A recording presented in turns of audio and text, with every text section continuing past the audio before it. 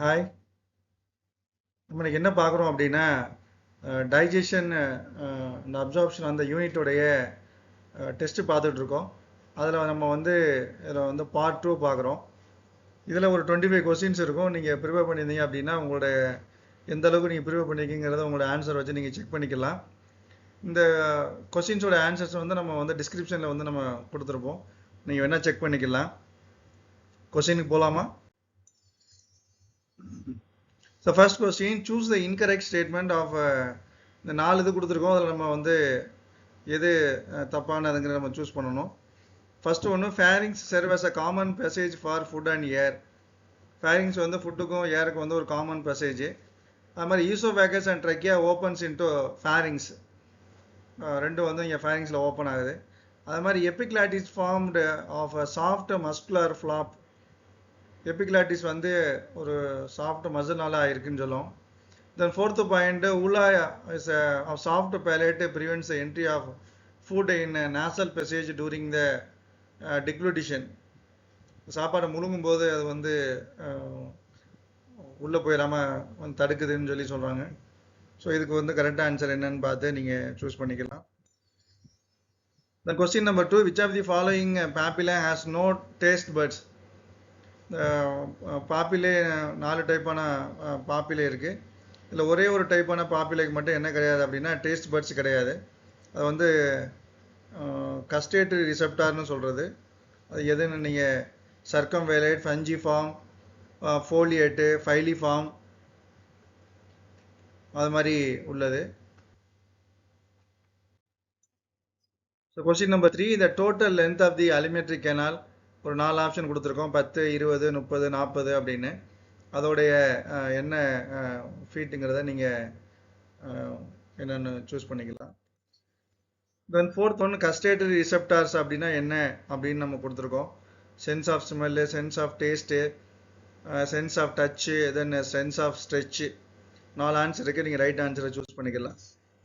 இந்த question number 5, choose the incorrect statement regarding the oesophagus.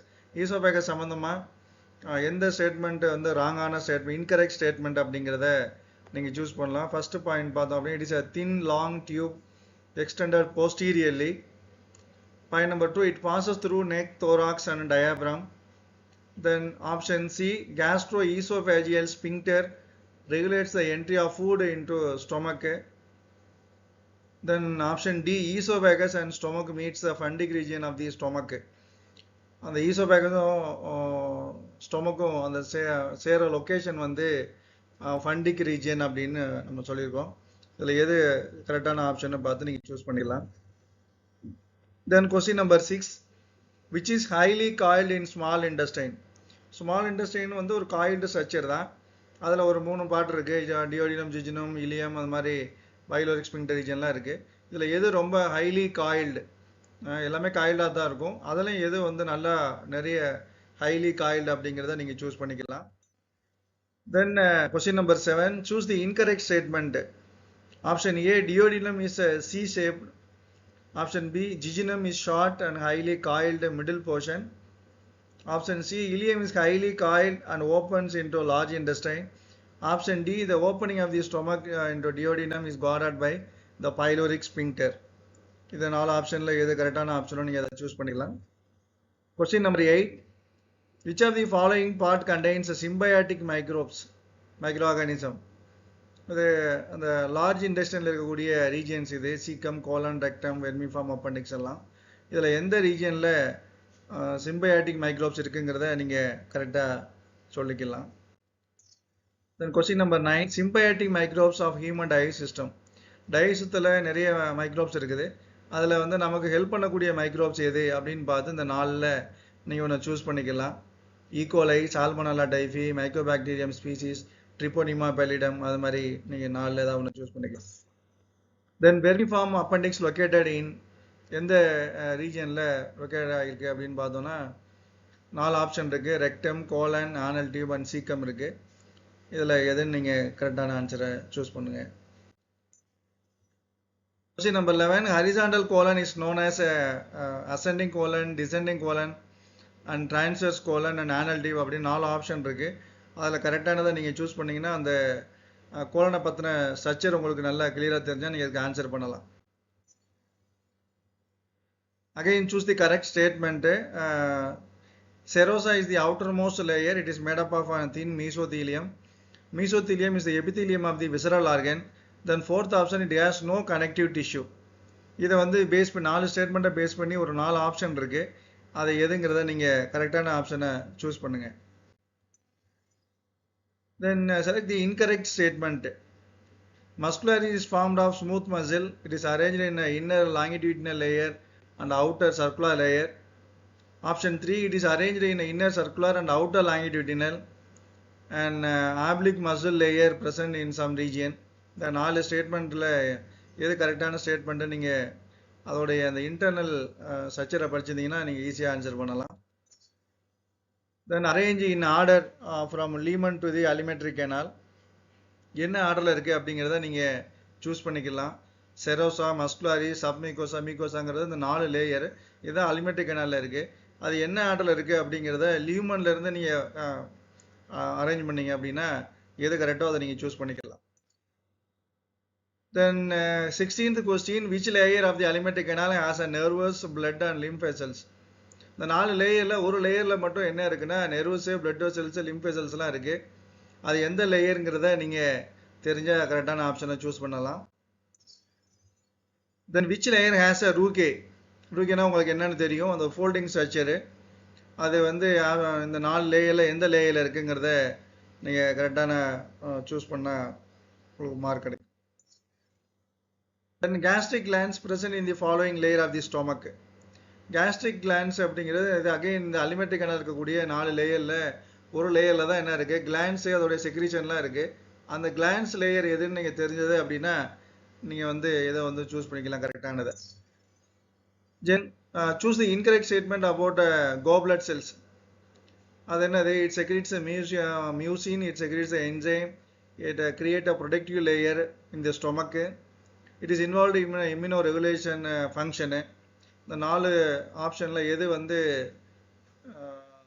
ராங்காக incorrect statement அப்படின்னு நீங்கள் choose பண்ணிங்கன்னா அது வந்து கரெக்டான answer. Large intestine absorbs. Large இன்டெஸ்டைனில் வந்து என்னெல்லாம் அப்சர்வ் ஆகுது, water, electrolyte, vitamins, then along with some drugs, இல்லை வாட்ரு அண்ட் எலக்ட்ரோலைட்ஸா இல்லை வாட்ரு மட்டுமா என்னங்கிறத நீங்கள் கரெக்டான ஆன்சரை சூஸ் பண்ணலாம். Then length of the small intestine அப்படின்னு ஒரு 4 ஆப்ஷன் இருக்குது. 12 feet, 12 feet 9 inch, 22 feet 9 inch, 25 feet 9 inches இருக்குது. இதில் எது கரெக்டான ஆன்சர் நீங்கள் சூஸ் பண்ணுங்கள். Again come to the salivary clans. Salivary clans வந்து ஒரு டக்ட் வழியாக தான் பக்கல் கேவிட்டியில் ஓப்பன் ஆகுது. அப்போ ஒவ்வொரு கிளாண்டுக்கும் ஒரு டக்ட் இருக்குது. ஸ்டென்சான்ஸ் டக்ட்டு, ரிவினஸ் டக்ட்டு, வாட்டான்ஸ் டக்ட்டு.